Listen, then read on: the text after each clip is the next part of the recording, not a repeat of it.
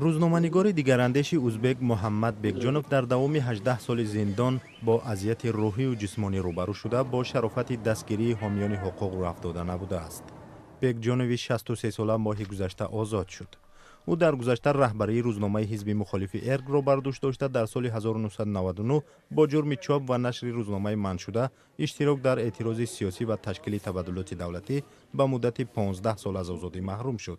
بکجانوف هیچگاه خود را گناهکار نشناخته است و حامیان حقوق حکم او را سیاسی عنوان دادند. ابتدا مدت حبس بکجانوف کمی کوتاه شد و او امکان داشت که سال 2012 به آزادی برآید که بعداً حبس او را برای 5 سال دیگر تمدید کردند. بکجانوف رهایی‌اش را به مرگ اسلام کریموف پرزیدنت ازبکستان ربط می‌دهد.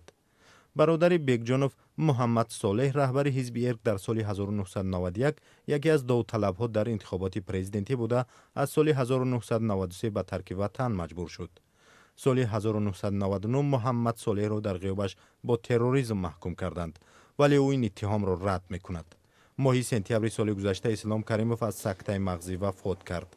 سابق سروزیر ازبکستان شوکت میرزیوف که در ماه دکمبر پرزیدنت ازبکستان انتخاب شد و از آن وقت به این طرف شماری از محبوسان سیاسی معروف را رها کرد. اگر رهبریت عوض نمیشد بدون شبهه مهلت حبس مرا باز 5 سال دیگر دراز میکردند. بکجانوف تاکید میکند که او را در زندان سالهای زیاد اذیت دادند. او به یاد می‌آورد که در 5 سال اول تا زیارت صلیب سرخ او را هم از نقطه نظر روحی و هم جسمانی اذیت دادند. من 6 ay mobaynida yakka bir o'zim bir kamerada o'tirdim. مرا بار بیش از نیم سال در حجره تنها نگه داشتند. آن وقت نام دخترانم را فراموش کردم. دشوارترین دوره وقتی بود که مرا از اوکراین استرداد کرده به زندان یسلیق بردند.